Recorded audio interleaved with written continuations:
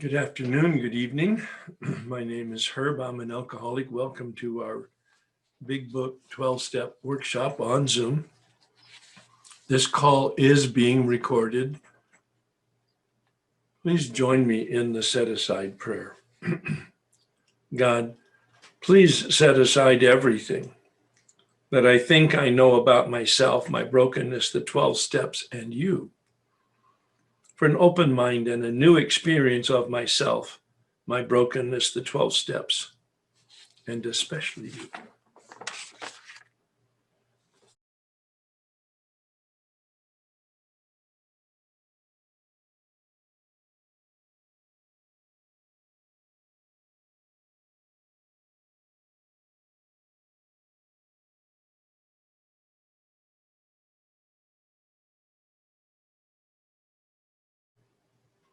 Please join me in the serenity prayer. God, grant me the serenity to accept the things I cannot change, courage to change the things I can, and wisdom to know the difference.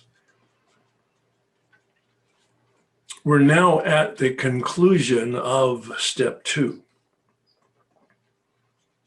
We've taken a deep look at, hopefully had an experience with step 1.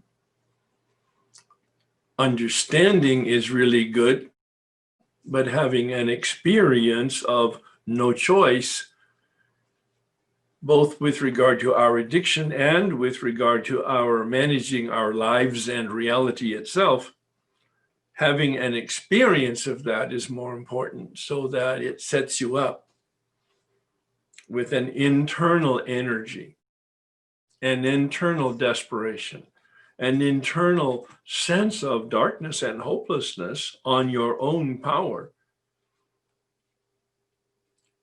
which is then the launching pad for the pursuit of power. That's really what this is, step 2. We're seeking power. We're not sure maybe at the beginning of that journey what power we're looking for. What we do know is that we don't have sufficient power based on our history of exploring,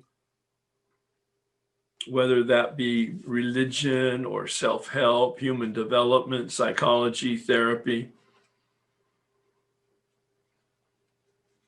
a variety of human resources. Even the 12-step program may have failed to provide what you're looking for as freedom. Freedom from addiction, certainly at a minimum. We've come to understand that that's a minimum. But freedom from our unmanageability, those bedevilments, that self-centeredness, which is the root, the source of the problem, the spiritual malady. And there's several questions that were asked as we began our journey looking for power. The Big Book suggests right at the beginning where and how are we going to find that power on page 45. But I asked you even a more preliminary question for you to ask yourself. What do you believe? And then how do you act? So that perhaps your prejudice that you didn't know that you had could be cracked open. The old ideas and experience that you've held on to with a death grip because you really thought they were true, perhaps began to disintegrate as you looked at your behavior, contrasting what you thought or felt or believed in light of now how you behave. It's a challenging confrontation. It's meant to be. And Bill suggests on page 47 an additional question. Do you believe now? But he has a fallback position. Are you willing to believe? And that's the key, he said. It's the cornerstone to building this arch through which we walk to a new freedom. willingness. Just that tenuous, remote response to the invitation to have a set-aside attitude, expressed perhaps in a set-aside prayer. Not knowing what is even being set aside, but willing to be taken to a place that you can't control, that you don't know exists, and you don't know what the impact of it will be. Lots of ambiguity. That's the whole journey into the spiritual life. By nature, not precise, not scientific, not based on knowledge, not based on feeling.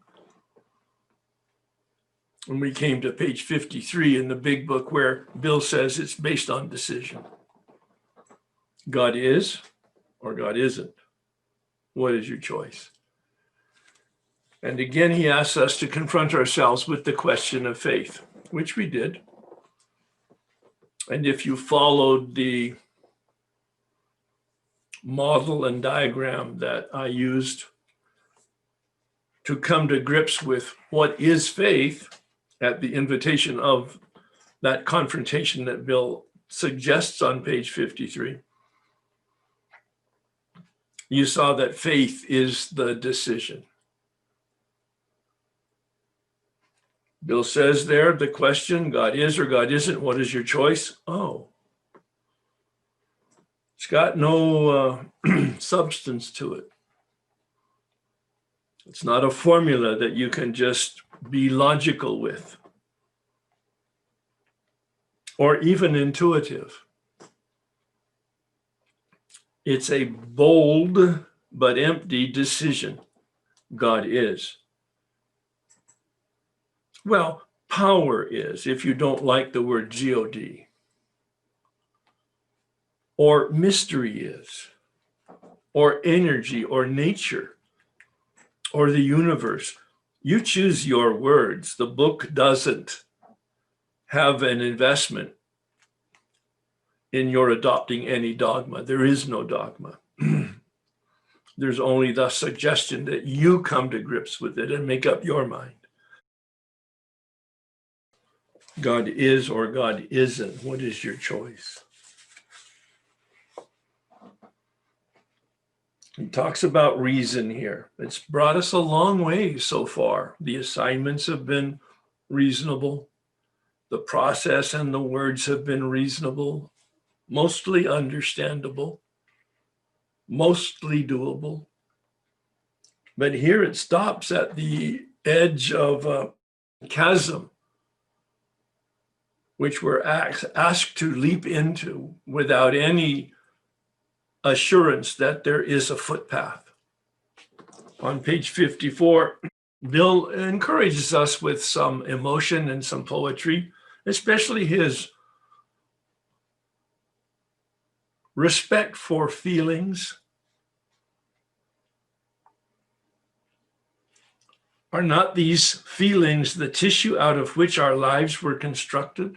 A tremendous respect, especially for us as addicts, dominated by our feelings of feeling good.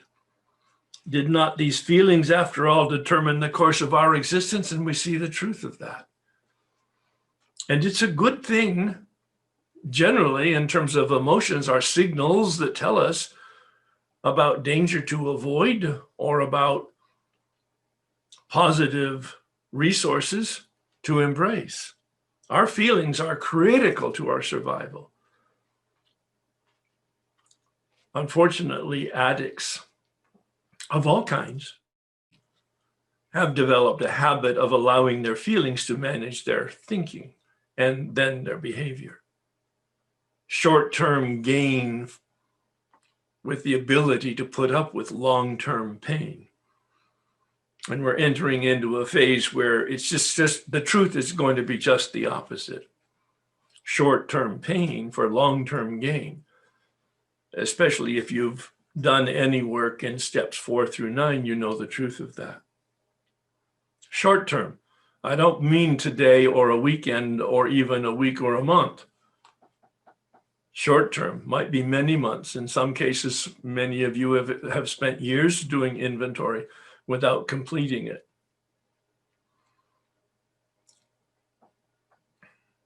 Did not these feelings determine the course of our existence? Yes, absolutely. And the whole process of steps 4 through 9 are to identify those feelings and how they manifest in our life so that we can manage them in steps 10, 11, and 12. Emotional sobriety is as simple as that. Self-regulation, conscious management of our instincts from our body and our feelings from our limbic system. Emotional sobriety is that simple. Self-regulation, conscious management of our feelings and our behavior. That's steps 10, 11, and 12. He does a little bit of science and he does a little bit of salesmanship. But on page 55, he answers the two questions that were asked on page 45. Where and how do we find that power? He says we had to search fearlessly. I'm in the middle of the page on page 55. Oh, that's the answer to how. Search fearlessly. We're seekers. And we're ready to manage our fears as we move forward into what appears to be the darkness of faith. But what's our alternative? As he said, we're at the fork in the road in a different place earlier. To go on to the bitter end or to find freedom. This is where we're at here. Steps 2 and 3 are the fork in the road. A decision to go right or a decision to go left, a decision to continue into the darkness, or a decision to begin to pursue the light. Search fearlessly. We found the great reality, capital G, capital R. A wonderful synonym for this higher power, God as we don't understand it. And then he says, deep down within us. Oh, that's the answer to the other question. Where? How? Search fearlessly. Where? Deep within ourselves. And in fact, he says, after you've done all the prayer and all the reflection and all the meditation and all the reading and all the thinking and all the talking, this last sentence here in that paragraph, in the last analysis, it is only there deep down inside that God can be found. Now, this is such an important concept that Bill repeats it, meaning he says it twice, which is very unlike Bill. In fact, he was challenged. I heard a discussion with him on recording. He was challenged with regard to step 6 and 7, character defects and shortcomings, and what's the difference? And he just laughed. He said, there's no difference. I was taught in English, basic English, that I don't use the same word in consecutive sentences. Well, that's the approach he gave in his literary style to the big book. There's only twice where he is totally redundant here, and we'll see it again in step 4. Redundant in the sense of the same idea, not in the same words. He uses different words to communicate the same idea. It's that important. This next paragraph repeats what he just gave us in this paragraph I just unpacked. We can only clear the ground a bit, page 55. If our testimony sweeps away prejudice, again, Bill resonates with our approach of setting aside, open mind, open heart. Our testimony, meaning our witness to our own experience, helps sweep away prejudice, that is, prior ideas, prior experience, prior knowledge, prior barriers, prior resistance. Enables you to think honestly. Oh, again, he tells us how. Search diligently above, search fearlessly above, think honestly here, and then he amplifies the searching part, encourages you to search diligently within yourself.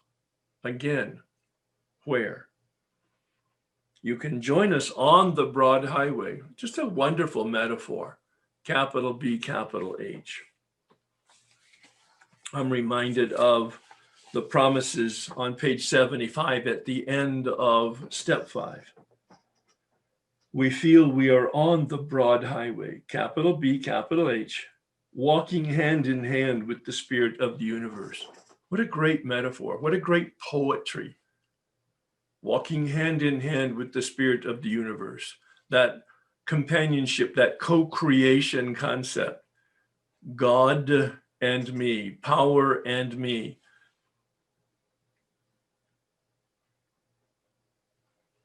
God won't do it, but can on God's own. I can't do it on my own. It's that co-creation, that partnership that we establish in terms of our willingness to take action and God's grace, which is a gift. We can't earn it, we can't lose it. Again, a paradox and a mystery that I can't explain, I can merely observe and talk about from my own understanding and from my own experience. We feel we are on the broad highway. There's no place to go. God is or God isn't, God is everything or God is nothing. If there is God, God is everywhere. We're on the broad highway, capital B, capital H. The journey is the destination, a phrase that I developed in my book on meditation. The journey is the destination. Back to page 55, he says, with this attitude, you cannot fail. Okay, I'm a big book literalist. What attitude? So I have to take a look at those 2 paragraphs again and go, oh, search fearlessly, search diligently, think honestly must be the attitude he's referring to. Well, what's an attitude? I looked it up in the dictionary and it says a stance, a way of looking at things, a way of facing things. Attitude, and you've heard it before in a different context. He or she has attitude. It's not a compliment. It's a way of looking at things that's being criticized, actually. But then I came across some vocabulary in the nautical world. I'm not familiar with the nautical world. I don't do sailing and I don't study sailing, but I'm familiar with the word attitude in the sailing vocabulary, where it's the position of the mast in a sailboat that allows the sail to catch the wind, to empower the boat forward. What a great image that is, actually. I hope he had that when he used the word attitude.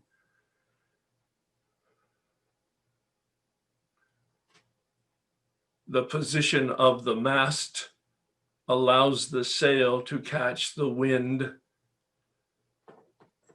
Spirit comes from the Greek word spiros, which means breath, wind. To catch the breath of God, to empower us forward. Our attitude, our stance, our perspective, allowing ourselves to be empowered. If we have the right attitude, and I believe that's that open-mindedness and the willingness. He gives us the example of a person who had a similar spiritual experience as he did.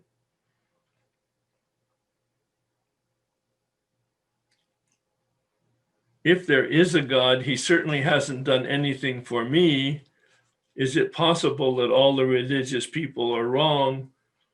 Pondering this question in deep depression, I know this from other readings, this man had a voice or a sound in him that he interpreted as, who are you to say there is no God? And it was such a thunderous experience for him, not in his ears, but in his very marrow of his bones, that he fell onto the floor on his knees. very much like Bill's a story of the spiritual experience, that mountaintop. He was overwhelmed by a conviction of the presence of God. It poured over and through him with the certainty and majesty of a great tide at flood. The barriers he had built through the years were swept away, that prejudice. He stood in the presence of infinite power and love. He had stepped from bridge to shore. Actually, if you look at it from a particular perspective, he hadn't stepped from the bridge to the shore at all. He was carried from the bridge to the shore by this experience. For the first time, he lived in conscious companionship with his Creator. Again, he refers to the cornerstone. No later challenge, no later circumstance, vicissitude, a very fancy word for circumstance, had shaken his relationship with this power. And in fact, he goes so far on page 57 to say something that's worded in a bit of an awkward language, but it really needs to be unpacked. Seemingly, he could not drink even if he would. God had restored his sanity. Came to believe in a power other than ourselves that would restore us to sanity. That's step 2. Bill is acknowledging that at the end of this chapter. He said, God has restored this person's sanity. It doesn't mean psychiatric and psychological, as I've said repeatedly, since we looked at Jim's story, the fellow who put a little whiskey in his milk. We saw on page 37 that Bill defines insanity, a lack of healthy thinking, a lack of perspective. So what he's saying here is he's been given a spiritual shield that protects him from the obsession. Seemingly, he could not drink even if he would. What does that mean in plain English? He's lost the power of choice. He cannot choose not to drink. He cannot choose to drink. He's lost the power of choice. What that means for me sitting here right now today, as long as I'm spiritually fit, I cannot choose to drink. And you hear it all the time in meetings for a discussion of relapse. Oh, I chose to drink after 5 years or 5 months. Yeah, not really. Not if the book is correct, and not if step 1 is correct. You've either lost the power of choice or you haven't. Seemingly, he could not drink even if he would. Bill's not being black and white about it. He's just making a suggestion for consideration here. He calls it a miracle of healing. Circumstances made him willing to believe. Step 1 in that experience. He humbly offered himself to his maker, and then he knew, came to believe. One of my teachers I've mentioned, Richard Rohr, indicates that faith is the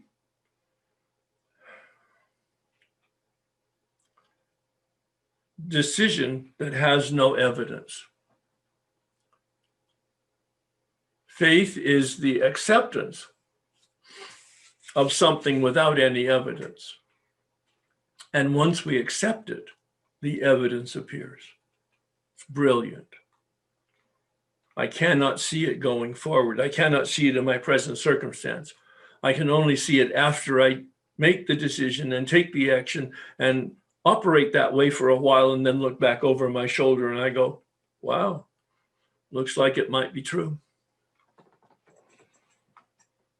God restored to us all to our right minds, that sanity, sanus, health. The revelation was sudden for this man, spiritual experience. Most of us grow into it more slowly, spiritual awakening. We know that from Appendix 2, the description of both of those, spiritual awakening, spiritual experience, what they are and how they are the same and how they are different. Just a time period difference. One is sudden and immediate. The other is very slow over a long period of time. Most of us have the spiritual awakening, very gradual. But speaking of Appendix 2, he says their unsuspected inner resource. Beautiful phrase, worthy of some meditation. Unsuspected. I was 10 years sober, doing this work with this assignment. And I was confronted by my agnosticism. I had been given the invitation to change my attitude, to have an open mind and an open heart. That set aside. I was given a new experience with spiritual malady, unmanageability, the bedevilments, which really set me up to ask that question, what do I believe? And then to confront that answer with another question, how do I behave? And then as I went through this chapter 3 different times with 3 different questions, like you've been invited to, I was able to come to the end of the chapter, realizing my agnosticism and making a decision that there was a power that I knew nothing about. And that all my vocabulary and understanding up to that point was the very impediment to my relationship with this mystery.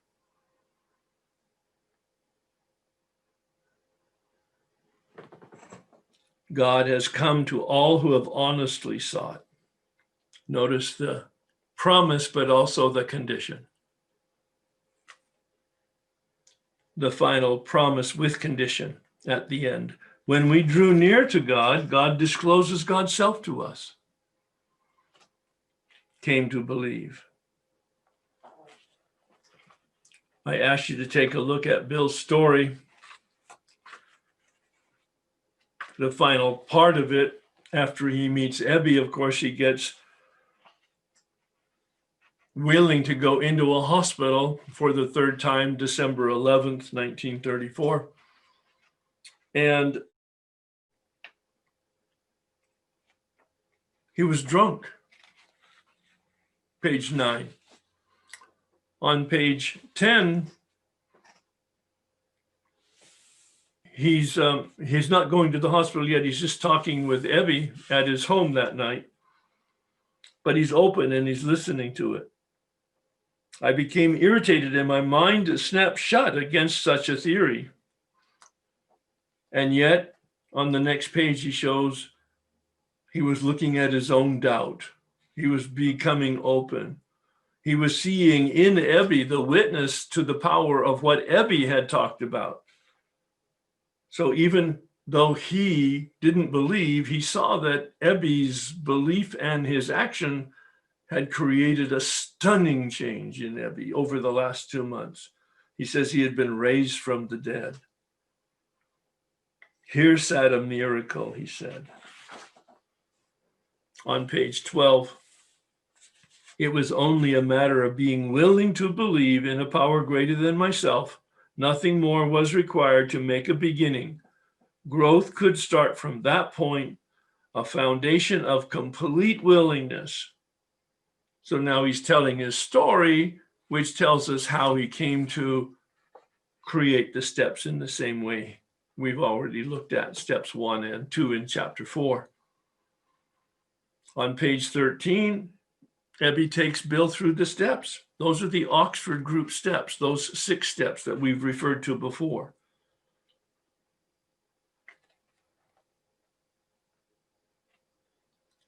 This is his 2nd day of hospitalization. He's not even fully detoxed yet. He was drunk the day before, but Ebby took him through the steps. Obviously, he didn't take him through the 9th step by our equivalency because Bill was in the hospital, but Bill says he was willing to do that when he got out. And on page 14, the very next day, I believe December 13th, Bill had a powerful spiritual experience, a revolutionary experience. The effect was electric, a sense of victory, peace, and serenity. I felt I was lifted up as though a great clean wind of a mountaintop blew through and through. The room was filled with light. I've read this in another area. It lasted about 20 minutes, and he knew at the end of that experience two things. He knew for certain. Number one, his alcohol problem had been permanently removed. And number two, that his life's destiny was to help other people deal with their alcoholism by having a spiritual awakening. Amazing. It turned out to be true. But not for a long time did he begin to have an experience of anybody getting sober. 6 months before he met Dr. Bob. Up to that point, nobody that he ever talked to got sober.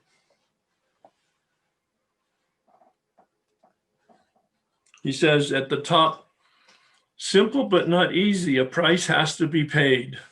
It meant the destruction of self-centeredness. See, there's the spiritual malady. There's the unmanageability. I must turn. That's turning from the self-centeredness to other-centeredness. The commitment of step 3 that we'll be looking at next week is a commitment to turn. Step 1 is a confirmation of our self-centeredness, the problem, the source of the problem.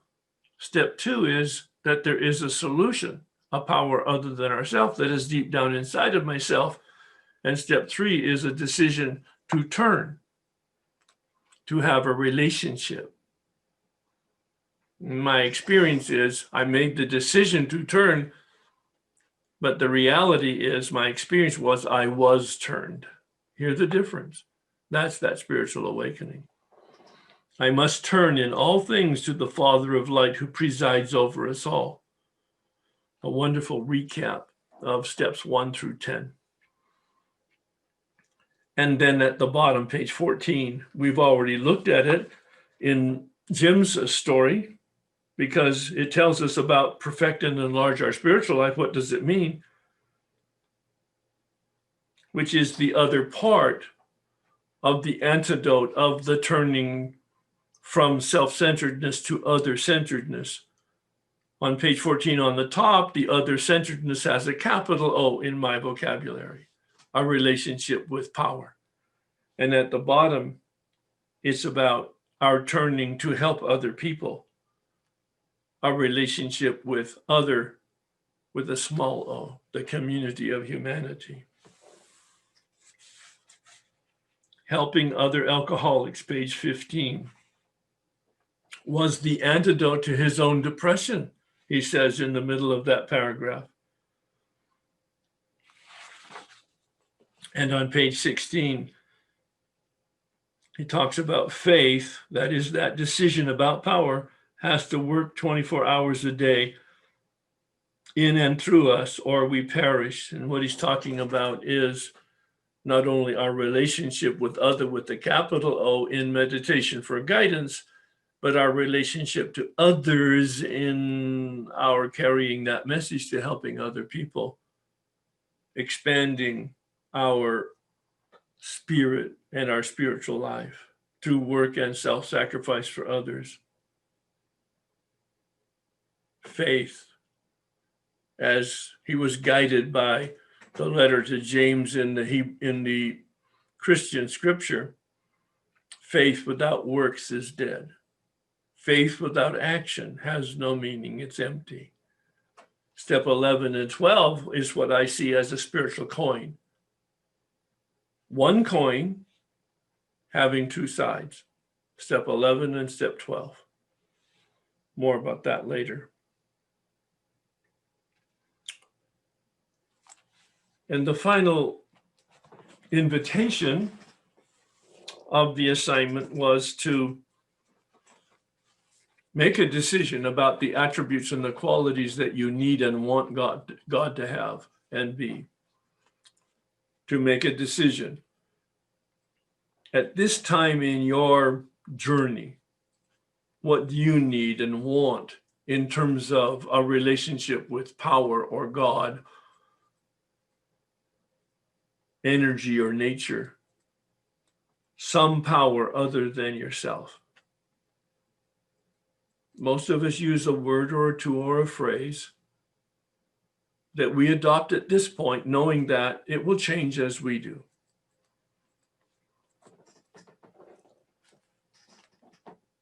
for next week, we can begin looking at assignment 9. Just the first 2 items. The first item is some dictionary work. The second item is the reading of the material, 58 to 63. Some parts of it we've already looked at when we did unmanageability, but we'll take another look at it from this perspective. I'm asking you to read and highlight that 58 to 63, but we'll only unpack 58 to 60 next week.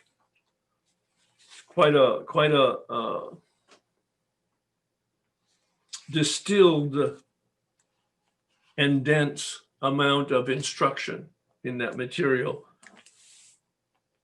Have as the question for yourself as you're doing these assignments over the next 3 weeks: what does my heart yearn for? What does my soul yearn for in a relationship? I love the word yearn. It's not in the big book, but it brings us, I believe, to a deeper level of appreciation of step 3. I just kind of wanted to mention to you that this teaching on step 2 has been amazing for me. When you ask us the first question, what do I believe? I was, very easily, I could say to myself and really mean it, that I believe in God. I believe in the Holy Spirit. I believe the Holy Spirit guides me and helps me and teaches me. And to the deepest part of my heart and soul, Herb, I would say that I really meant those things, believed it, because that's what I've talked about and prayed about my entire length of sobriety. But then you ask the second question, how do I behave? And you led us back to the, I guess what I would call the manifestation of the bedevilments in my life. And there's no denying, what was going on with me. I don't have a problem with admitting that, Herb. I really don't. But the part for me is that, and I wanted to ask you, because I've heard you say that, you were in the seminary and you believed in God and you did all those things, but that you thought you were pretty much a practical agnostic, which I can see that in myself too. But if you look back on it, did you believe, or, how did you reconcile that in the end, Herb? I have a phrase that attempts to capture my experience, and you've heard me say it before. I didn't know that I didn't know. Mm-hmm. I lived as if I thought I knew. Yes. And it was at this level. Uh-huh. Once I had embraced sobriety and then the step work and then the set-aside prayer, I was able to penetrate deeper into my ignorance, mm-hmm. my not knowing. And so it's an evolutionary process that I do believe that part of the reason that I left the monastery is I didn't find what I was looking for, which was authentic spirituality. Now, Mm-hmm. it's not the fault of the monastery or of the Catholic tradition, not at all. Mm-hmm. It was just I couldn't process any more than I was able to process or see what I was able to see until I had more maturity, more information, more suffering, more action, more authentic direction. That's why I'm so in love with this methodology of the 12 steps, because it takes us there in a very precise, almost formula way. Mm-hmm. Yeah.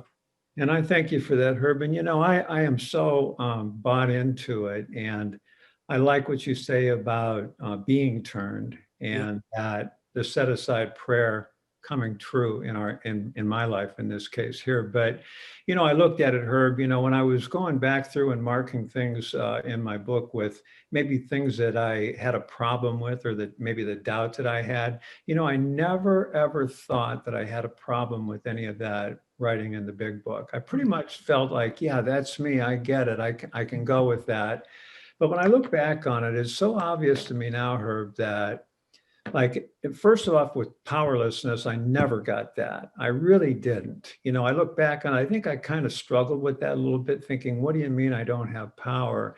And the other part of it is that I struggled with, giving my life to a power greater than me. It just, I could say the words and I could say I believe, but I just don't think I was there trusting in that. My belief in God has always been strong, Herb, but I think deep down inside, I thought that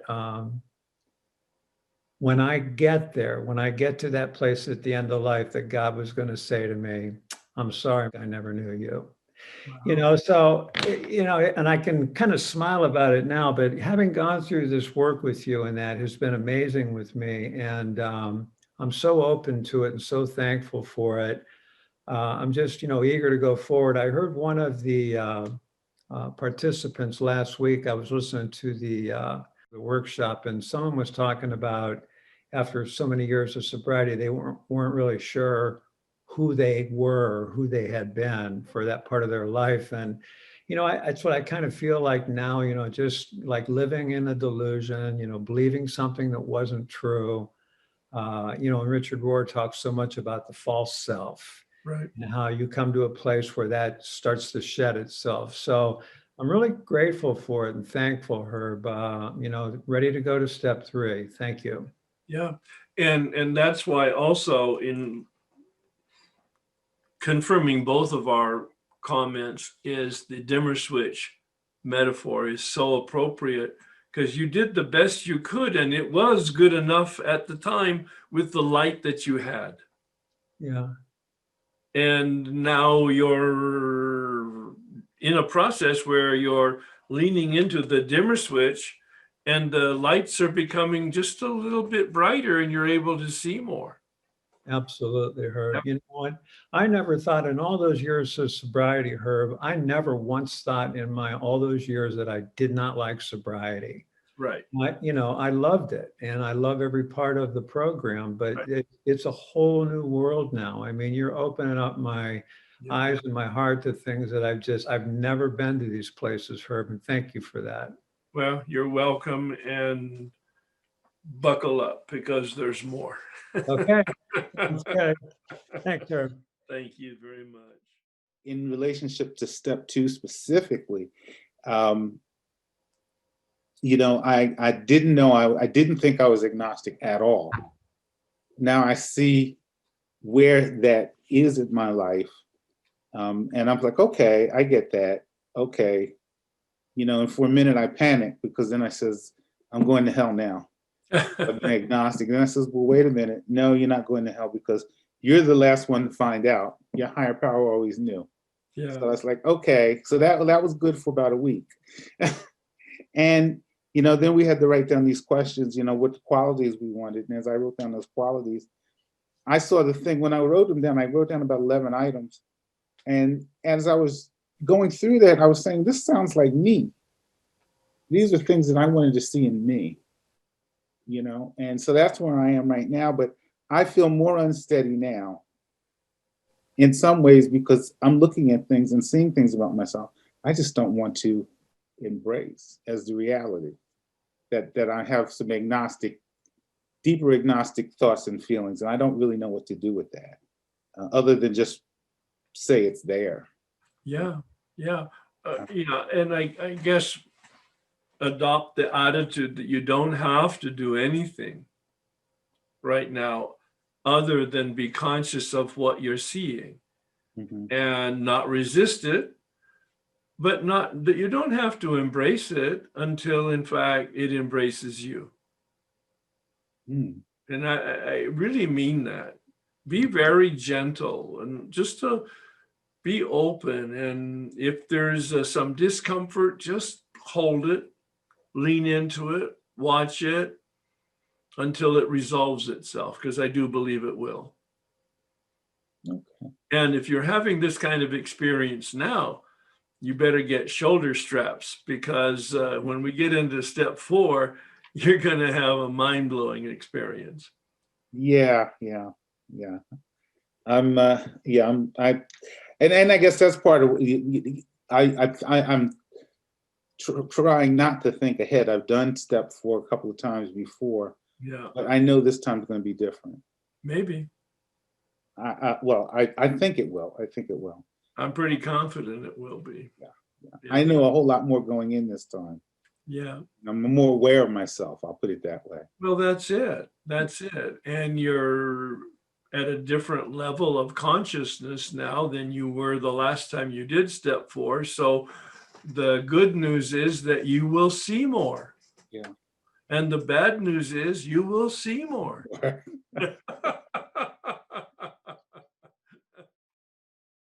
My big awakening was in just really comparing my actions to what I think I believe. Right. And we write a lot about that in the book, and just realizing that, in theory, I believe all kinds of things. In theory, I believe the parachute is going to work, but I have been unwilling to jump off the cliff. So, Right. Right. like, so theoretically, it's all, yes, I completely agree. But taking the risk and the action to live as if the chute's gonna open and I'm not gonna fall on my face, that's where my disconnect has been. Yeah. Yeah, that's a really good metaphor. I like the image. Yeah. Yep. So that's really all that have kind of my biggest thing that I've really noticed about my own inconsistency between what I think I believe and what my actions say.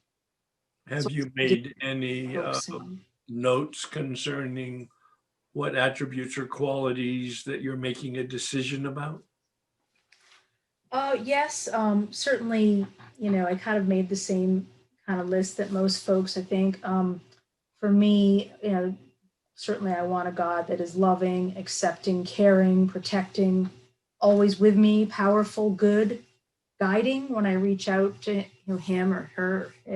He comes to me, guides me. And then 3 things that really jumped out were constant, trustworthy, and reliable. Because I think for me, for a lot of my life, I believe there's a God, but maybe he's too busy for me right now when terrible things are happening and it's not complete. Like, he may not be around when I need him to be. So Right. it's there, but not so sure I can rely on that. So I better take care of it in the meantime. So that tends to be my behavior. Yeah. Which doesn't, of course, work, because that's all, this delusion of control. Based on, kind of, we talked about in the past, based on a chaotic childhood, right? Young parents, chaos, childhood tragedy, Right. message that it's not safe, you better make it so yourself. Yeah. And just spending my spiritual journey getting over that. Yeah. Yeah. Yeah. Yeah. The 2 words that you mentioned, I think, are words I'd like to highlight. And one was power, of course, because we're coming out of step 1, where we are clear that we're seeking power that will be the answer to our powerlessness. But as we look at step 3, we already know, most of us are familiar with the step, that one of the key words there is care, that it's a caring power. And that's a relationship. Then if it is a caring power, can I have a relationship that's meaningful and reliable? That's a wonderful word on your part. Yeah. So that I can count on it. Yeah. Mm-hmm. And that's why I think exploring what Bill said, God is or God isn't, which is black and white, but then his conclusion, God, if there is a God, God is everything. That has implications that would give a tremendous adrenaline shot to what you just talked about in terms of the presence and or availability and or the reliability of it. Yeah. If God truly is everything, then there is no place that it is not. Interesting thought. Yeah, thank you. Yeah, I've taken the second step. And in going through this exercise and defining or, giving my God attributes, it was hard to give God attributes, because I think God is everything. I mean, he's everything. So I put down loving, caring, compassionate, all powerful, all knowing, forgiving. And then I just say, God is everything. Those are the attributes that I need my God to have. And I found when I looked at my behavior, it was not consistent in what I believe. And I like the way you defined trust. No, wait a minute. I wrote it down. How you define faith and trust. Right. Faith being a decision, and I have made the decision, but the trust, the behavior is not consistent with the decision. Yeah. I always knew that. I mean, I don't know that I was consciously, I was as conscious of it as I am now. Yeah. Now we're really talking about it. So Right. I appreciate that. And that for me is a new experience. Yeah. We're always talking about having, this new experience and this set aside, so I'm having new experiences in that I'm looking at these things through a different lens. Yeah. But the other thing I wanted to ask you about was what we discussed last week. And I don't want to belabor the point, but I just really want to hear your thoughts on this, because you talked about that God doesn't protect us. And you used the example of a hurricane. That if there's a hurricane, I'm not miraculously lifted out of the hurricane and watch down and see it happen to everybody else. I'm in it. But when I was active in my addiction and I put myself in harm's way and things didn't happen to me, I thought I was being protected. I looked at that as being the grace of God. And somehow I was protected by God's grace. And in how it works, it even says that we asked his protection and care. So it's almost like that's a contradiction for me when you said that God doesn't protect us, because I feel like he protects me. So is that me having trusting that I believe that, even though he's not really protecting me from things that happen in the world? I'm struggling with that piece a little bit. Well, it's a wonderful question. And first of all, protect us from nothing and supports us in everything isn't something that I created. It's something I heard that was very stimulating to me to think about as a confrontation. And I think it's true. Now, when you say that you were protected in your drinking or whatever using episodes, that's your story about it. And what about the 10 people around you that were maimed or went to jail or deteriorated seriously because of addiction? Are you saying that you were the chosen child? No, I hadn't No, gone. but you are actually saying that. Okay, but I hadn't really gone that far with it, but maybe I was, because we read this thing about the chosen one sometimes. I don't go there. That's not in the big book. Okay. Not So in the big anyway, book. That is that's somebody's story, just like your story. I was protected by God. You can believe it, but it's just a story. Okay. So no, I don't know. I didn't know I was saying that, but I guess I didn't give that much thought about what happened to other people, who got things that, like I did a lot of stuff and I didn't always get what I deserved, and yeah, I don't know. That's why I said I'm struggling with it. I'm trying to, piece it together, because the part that you said about it, it does make sense. But when I look at my story, I feel like I was in God's care and being protected. So I'm just trying to work through that piece. I can't explain why you dodged a bullet and somebody else didn't. Yeah, I mean, I hear all the time in meetings this awful stuff. Oh, I was in a car accident and 10 people died and I didn't. God really loves me. Really? What about the other 10 slobs? I mean, so it's just stories that we make up about it to try to explain, but I don't know your story and why you didn't have a worse experience or didn't have a better experience. But all I'm saying is for you to come to grips with, well, what is it that you believe? All right. So I'm not telling you, absolutely not telling you what to believe. I'm just saying, my sense is that there's evolution. I believe in evolution, the world evolution, geology, animal evolution, and human evolution. And it's just, there's a laws of genetics that predetermine how long I'm going to live. God has nothing to do with that. Now, the decisions I make, the knowledge I have, the feelings I have, the actions that I take, those are all going to determine what my life is going to look like. And that's on me, not on God. Right, right. I mean, I understand that part. It's just like, just trying to get it straight in my head, because that's the first time I think I ever really heard anybody say, God doesn't protect us, and just trying to work through it and, Yeah. what it means to me and how I just found it to be a little confusing. That's all. Yeah. Sticking it Well, through and I would continue to reflect on it, come to your own decisions, but try not to be too literal about some of these words. For instance, I use very strongly and regularly the metaphor of a spiritual shield. Once we finish step 9, we have a spiritual shield. We're in orbit around the light I talk about, so that we're protected from the obsession.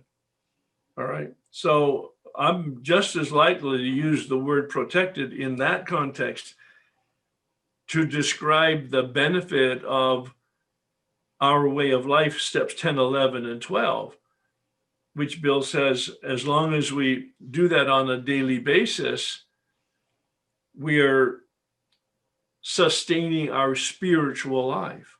Mm-hmm. So you just use the words as you want to use them, come to grips with your reality, and be very clear about what are stories, which really aren't valid, and what are decisions and the operating principles behind those decisions. That's really where we get to in steps 10, 11, and 12, is the clarity to make decisions based on principles and behave based on principles, knowing that there's a certain, I'll use the term karma, that there will be outcomes to my behavior. If I'm operating with integrity and honesty and fidelity, I'm going to have a very predictable, harmonious life. If I'm operating on just the opposite of those principles, I'm going to have predictably a very chaotic life. Did any of that make sense to you in terms of our conversation? It does. It does. Okay. Thank you. Yeah. So you can use the word anybody, obviously, protect in any way that you want, but just make sure that you're not creating a myth for yourself. Because that's just a delusion about reality. Yeah. Thank you very much. Thank you, Herb. You bet. So yes, God equals reality.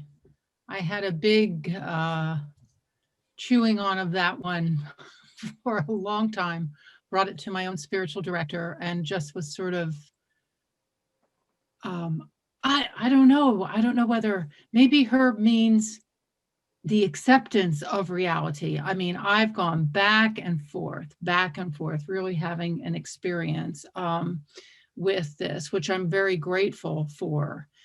And last week, as I listened and heard people share about their God, I had to get on Friday night's call too, because I just wanted to listen and be filled. And I'm getting more to, I guess, I'm struggling with, about this protection.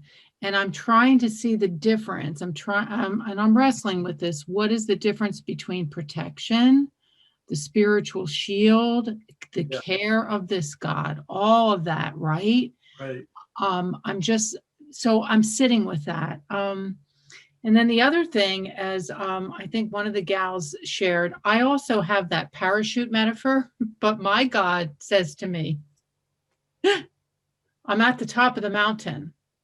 Take off the parachute. And I am like, well, I just, I just might need it. You don't need it. Take off the parachute.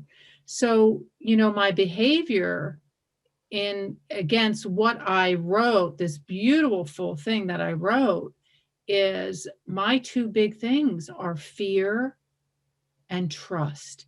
Fear and trust. And I was trying to be gentle, act as if, even if I can act as if. Oh my God. So that's sort of where I am. That's a lot, but I've just been Yeah. in a wrestling match, but it's good. Yeah. And I can appreciate both aspects of that. Using the parachute and then trusting the parachute as a metaphor for trusting sort of the tools and the way you've prepared yourself. But I also understand what you're saying there is, yeah, you just don't need all of these human mechanical things if you really trust me. Yeah. And yeah. Thanks. Yeah. That's it. And really the existentialists in the 19th century, I don't know who it was, but they talked about the leap of faith. The leap of faith from the bridge of reason to the shore of faith is kind of a leap. And I think I might have mentioned this previously, but my experience is I was willing to make that leap with the prayer. But what happened was, before I had a chance to say the prayer, I experienced that I was on the shore. So it wasn't a leap at all. It was the hand of God. In my metaphor, it was the hand of God that carried me to the shore from the bridge. Yes. And it was an experience in my meditation, preparing for that third step, that was very startling to me. In fact, as I had the experience, the thought came to me, Herb, did you have too much coffee this morning? Because it was that dramatic, you know what I mean? But Yeah. that's why I say, and it was acknowledged earlier, that I make a decision to leap. I make a decision to go to the shore of faith. I make a decision to turn, but my experience is I was turned. I was taken to the shore of faith. Because I'm powerless, even under step 2, I'm powerless to make an effective decision or to have an effective leap.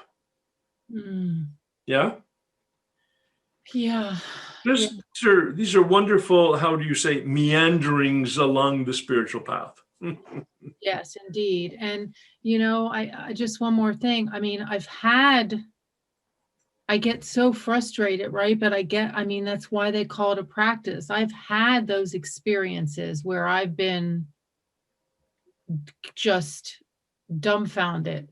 Yeah. And but then, I either slack off it, and I feel like that's, I've had an experience. I lost abstinence last week, but I have this better awareness of, I can see where things were where I was starting to slack off in my practice. And I think I was reading, I have to be vigilant. I don't have to, it's a choice, but for me, things work better when I have my practice. Yeah.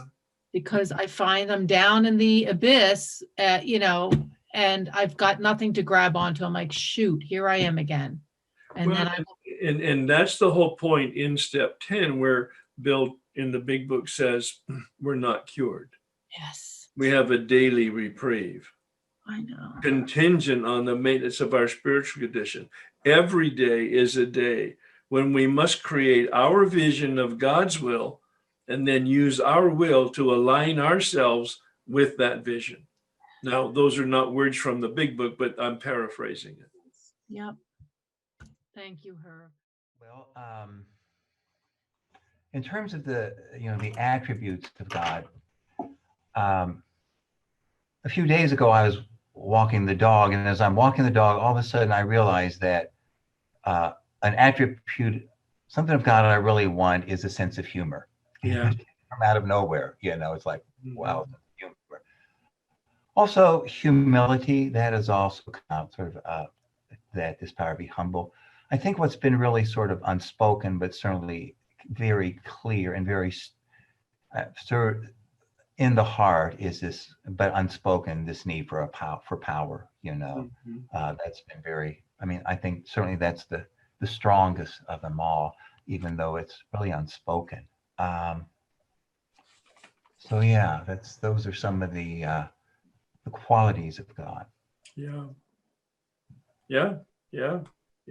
And this is the discernment that I recommend. And then you can incorporate one or all of them in terms of your companion that you're choosing at this point in the journey. I'm asking everybody to make that choice between now, of course, and next week. The preparation for step 3 is signaled, I believe, in the assignment, and that is, it's a decision for a relationship. Step 2 is a decision about the reality. Once you make the decision about the reality, then step 3 is a decision for a relationship with that reality. Thank you. And I was pausing for just a minute, and that is a decision about what does your heart yearn for. I use that word very intentionally because it's such a rich, for me, soul penetrating word.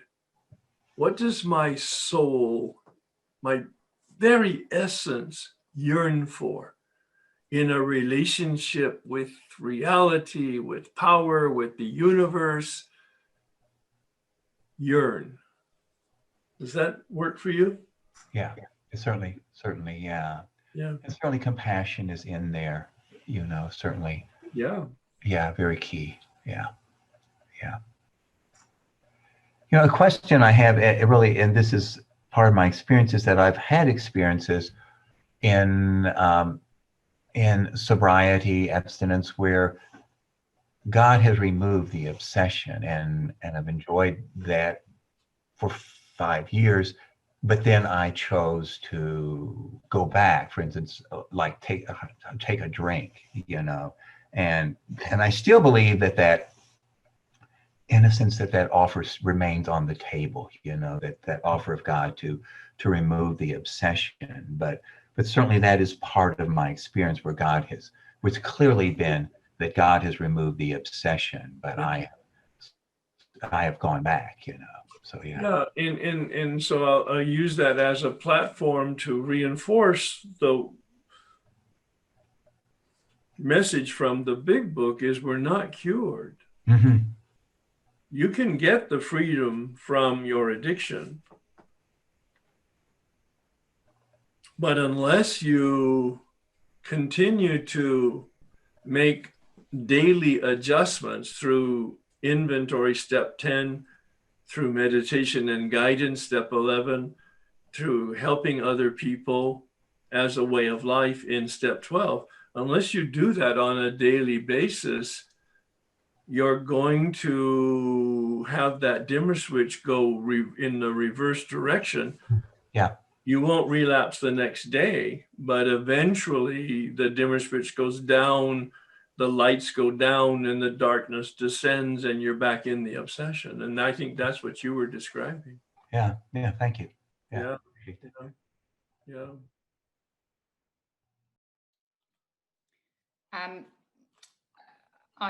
On the listener call last week, you talked about yearn and look up a definition of it, which I did. And it said it was an intense feeling of longing Yeah. for typically something that has been lost. Nice. Nice. I like that. Yeah. So I've had to have it before at some point. Yeah. And I think that's the peace with my fellow man that I'm looking for. Yeah. Yeah. And I feel I'm getting there, Herb. Yeah. Wow. All right. But you did throw a curveball at me when you said, when is God powerless? Yeah. Because I was, and I haven't been able to articulate that. Did you mean something deeper, obviously? Oh, yes. Yes. In fact, I That, wrote that went over my head, I'm afraid. Well, I don't mean to do that, but I wrote some of these questions are so energizing to me. They create an invitation for reflection. And I spent literally months thinking about and writing about and rewriting. And I wrote this meditation on that very subject, when is God powerless? And it's one of a series that will be sent to you if you haven't received it already. And that is a series of about 5 reflections on God. And as I recall, the reflection went something like, when is God powerless? God is powerless to not be God. And what is God then, by at least my feeble attempts to understand the nature of this reality? God is unconditional love. Yeah. God is powerless to not be unconditionally loving. That's sort of where I ended up with that 3-page reflection, I think. Does that help? Very much so. Yeah, yeah. Well, for me, it's so comforting to believe and live as if that's true. As I say, God doesn't come and go. God doesn't reward and punish. God doesn't give and take. There's only one attribute of God. God's very essence is unconditional loving, always loving, always present, always manifesting that unconditional creative love. And when I think that way, it's kind of like, oh, and then the 2 words, and I may have mentioned them, especially maybe in the listener's call. The 2 words that I'm toying with right now and writing some reflections on is magnetic and radiance. This yearning of mine is a magnetic draw to the center of my very being, the soul of my soul. And the radiance that comes from that center is my desire, organic desire, to help other people. Mm-hmm. And again, that's a reflection of what Genesis captures in the words image and likeness. Oh, right. God made humans in God's image and likeness. God made them male and female. That's that knowing and willing, that radiance and that magnetic sort of dynamic energy. I don't want to get too philosophical. No, it's lovely. Yes, that's very helpful. All right. But in response to your question and prompting. Yeah. Thank you. Anything else? No, that's fine. All right. Thank you. That was way outside the scope of the big book, by the way. Sorry for the spontaneity. In one sense, I'm happy to have it in another. One of the words I never heard of before until this workshop was alternism. That means selflessness. And that led me to a journey about unconditional love. Right. And I guess what I decided is that the only place the pure meaning of that is with God. Yes. Because people in our human condition can't reach those states. We can move towards it, but we cannot obtain it to that pure form. Right. So that motivates me even to be more mindful and conscious. And I love that word you use, unpack. I've been doing that since I heard that word. You know, I don't let things just go by anymore. I take a look at it. And when you first said it, I said, what's he mean by unpack? You know, but as you keep listening, you figure it out. I believe that the Spirit leads us into all truth. And for me, that has been true. I know I'm in the right place, doing the right thing. The other thing is, when I hear something, I've been unpacking it, not just let it go through. I heard in a meeting, get a better perspective on your life. So I started looking at that. What better perspective do I need on my life? And that brought up a lot of stuff that I had to start looking at, which has been helpful for me.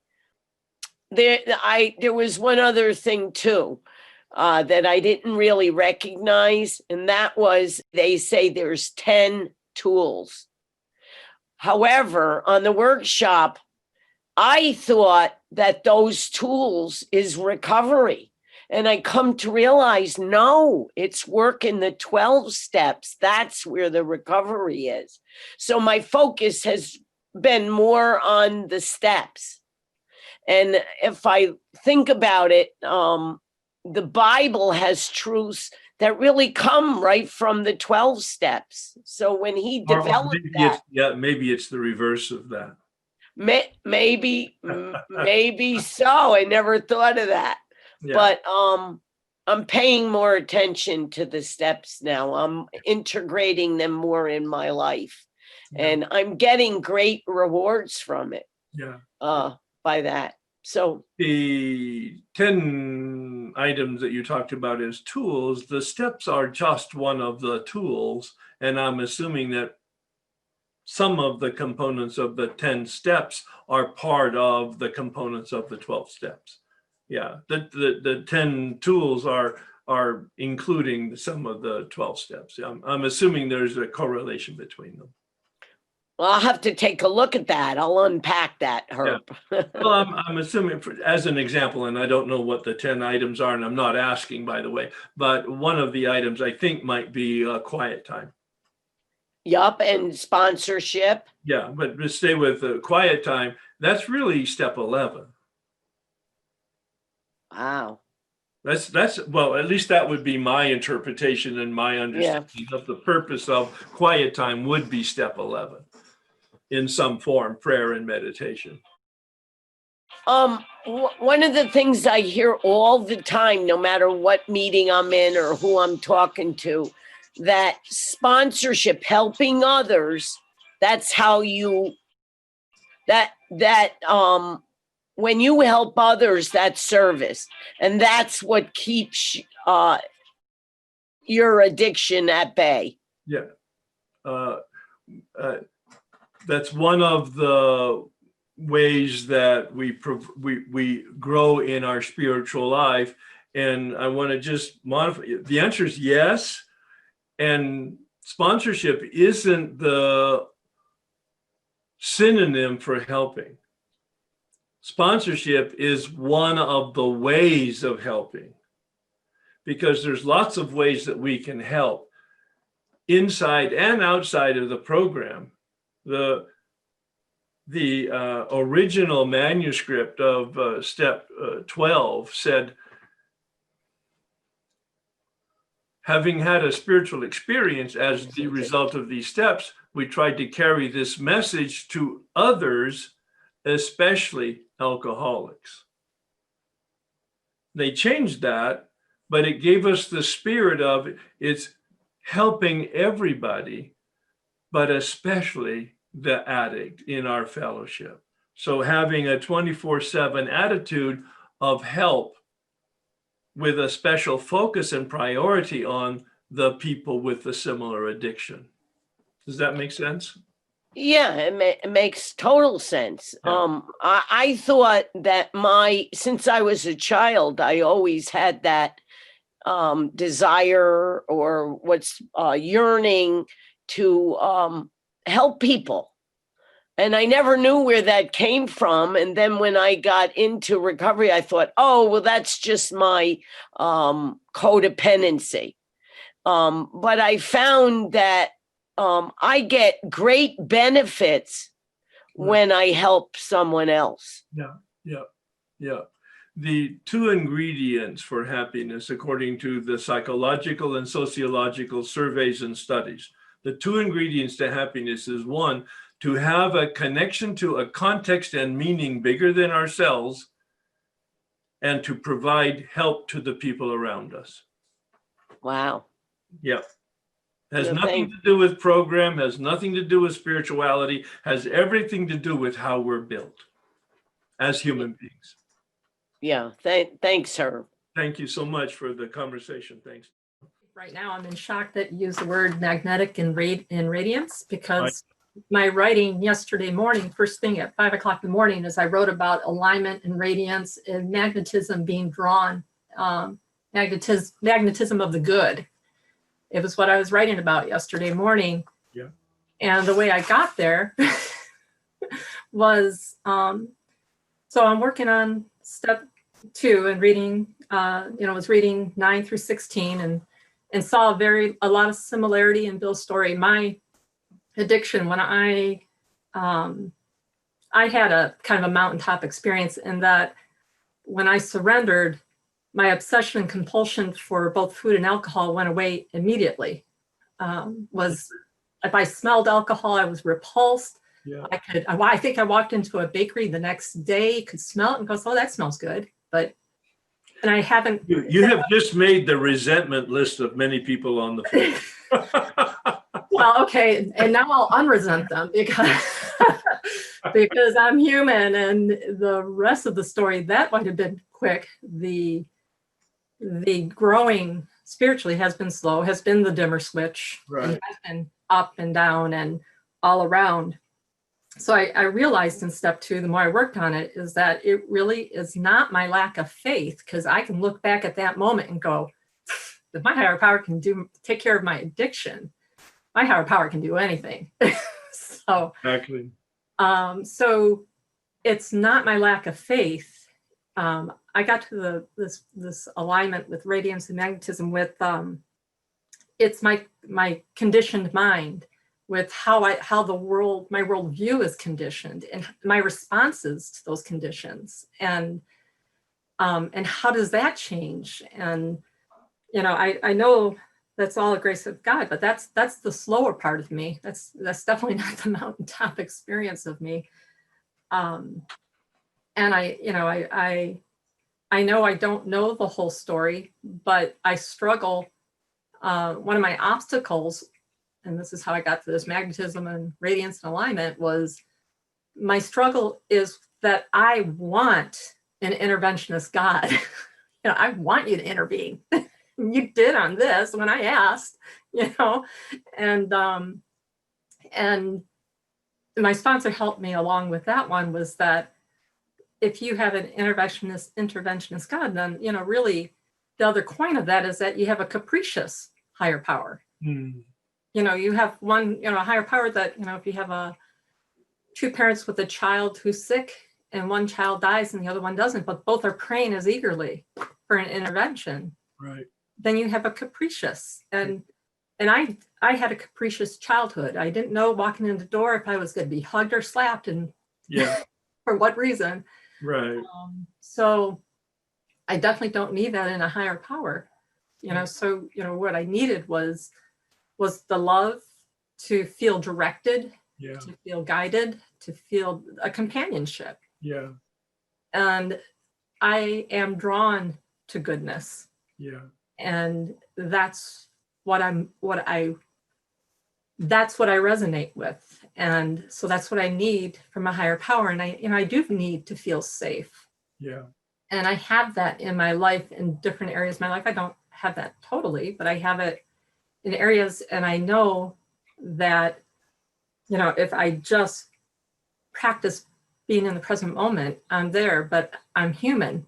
I can be conscious one moment and very aware, and the next moment I'm sleeping and unconscious. And so I'm just human. It goes up, it goes down. And but I know that I'm drawn to this. This is what I was writing about, was this. And that's what I work for. That's where I know it's like, this is what I want. I want a spiritual path. It just happens to be one of the 12 steps. I happen to be an addict. Yeah, right. So one of my teachers, speaking, you said goodness, reminded me is Father Thomas Keating, who was a Trappist monk. He died about 2 or 3 years ago. And he talked about in centering prayer, the contemplative practice, that all human beings have a core of goodness. All human beings have a core of goodness. That's the term that a lot of people would use as spirit or soul, or that spark of the divine. He uses the term core of goodness. And when I was playing with the words of magnetic and radiance, it had come from my thinking about the human organism, a physical organism, of the breathing in and breathing out, and of the heart pump processing the blood in and out of the heart as sort of those biological functions, which I then, in a poetic, metaphorical way, took into the spiritual function of the magnetic and the radiance. So you could play with that also. I was already playing when you were, what does my soul yearn for? I started playing with that, and it was like the peace and the serenity. I want the innocence and the wonder. Yeah, that's nice. Yeah. And I'm sure I had that at some point as a child, because I watched it in my grandkids. That's one of the things I love watching in little children, is the wonder and the innocence. Right. Which reminds me of translation in the Hebrew scripture into the words fear of God. And as I've done a little bit of background checking on that, it's a mistranslation. The actual words in Aramaic should be translated the awe of God, rather than the fear of God. And that's such a huge difference. Big difference. Huge difference. And it explains a lot, doesn't it? Yeah, it does. Yeah. I liked what you were talking about. It really kind of stimulated me to think about how do I know what is God's will? And so I did a little bit of like discerning, in a daily meditation, like to improve my conscious contact with God. And then I think that will, I have to ask God for that discernment or light to know what God's will is for me. But logically, in my own mind, I think I know what God's will would be, because it would be self-care, because that makes sense, so that I can actually be alive and functioning to do God's will. Like other might even be here. Then the other one too for me was, I go back to God's commandment, or in the Bible, and what I was raised with was love God and love others. But logically, I know that if I don't, like it says nothing in there about loving myself, but logically, I know that if I don't love myself, I can't love others. So again, it comes down to God having to teach me how to love myself by possibly being in his presence, so that I can actually get that, because I know to take care of myself. I know this, and intellectually I know, but I don't do it. So there's something amiss. So that was, I just wanted to share that was what I was saying. But the other thing too is, Like I went to an addictions counselor a long time ago, and she had on her wall, or she said, you know, it was on the wall, and it was said, most people change not because they see the light, but because they feel the heat. And I'm thinking, oh my goodness, I do not want to feel any more heat. Like I don't want to have any more suffering. But obviously, maybe that's why step one is so critical, to get that under my belt, to moving into this step two. Certainly in early recovery and in early part of a journey on a spiritual path, a lot of the energy comes from attempting to avoid suffering and pain. And eventually, however, it converts over to that attraction that we're pulled in a magnetic sense toward the light rather than running from the darkness, pulled toward the solution rather than running from the pain and the problem. So I think there's a crossover point at some place in our own personal journey. And then the other thing too that I realized, which I think I mentioned to you before, I think when I did a partial 4 with column 3 and 4, but realizing that the unwillingness that I have to change is rooted in self-centeredness, which of course is the human condition, or, wanting my own way. But I also realize that I'm powerless to change this. And I need to pray for the willingness, because I'm obviously not willing. So it's that comes back to the powerlessness again, and recognizing that this power that I say I believe in is the one that's going to have to make me change. And like you said, have that grace to take me there, but I guess all I need to do is be willing. Like you said, I love what you said, like, how you were willing to do what you had to do. Yeah. You didn't know you were going to be changed or that anything else was going to happen, but you cooperated with God. I'm trying to just cooperate with him. That word probably really does really capture that grace and willingness, and it's the cooperation. I like that. Thank you for using that term. So I had a little bit of trouble with choosing attributes and qualities. I wrote some stuff down, but through this process with you and this workshop, I've realized that, it's my expectations on people, things, and God that created my unmanageability, which manifested itself as an addiction. So now that you're asking me to choose these attributes and qualities, I can't help but feel fearful that I'm putting expectations on God again. I really just like reality. I just like when you use that word, and to me, it's like God is what God is. I mean, it's just, it's the raw, honest truth all the time. And that's really where I'm just kind of stuck. That's all I want, is the truth all the time. And why are you thinking that's not a good thing? I just don't know. Is it enough? It feels like enough, but I'm just. Why don't you experiment with it? Okay. It sounds to me like it's more than enough. Okay. It sounds to me like a seed that, when planted and nourished, is really going to flourish into something as an experience. I would just hold that and embrace that. The raw, honest truth. Wow. I love the raw part, quite frankly. Right. Me too. Thank you. So I will hold on to that. And something else that kind of struck me when we were talking about the protection, I was trying to think of what would God protect me from? It says it in the book, protects. And so I thought, what would God protect me from? And the only thing I could think of is a relationship with God or power protects me from myself, really, from my self-centeredness. That, I think that's the correct interpretation when I use the term shield. Okay.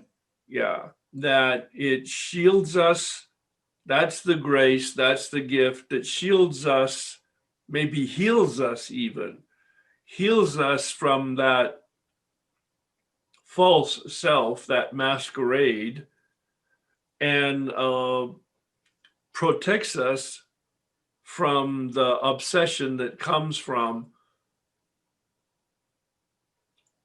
unregulated self-centeredness.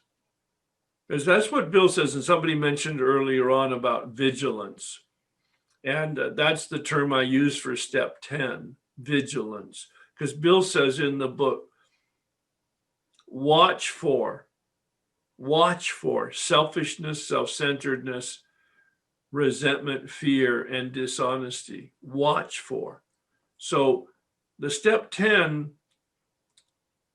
is the invitation to stay awake, to pay attention to the emotions that we have, the feelings that we have as signals to us when we're out of alignment. Yeah. Okay, All right. great. Thank you. Thanks very much. Thank you, everybody. Wow, what a great conversation. Please join me in the serenity prayer. God, grant me the serenity to accept the things that cannot change, courage to change the things I can, and wisdom to know the difference.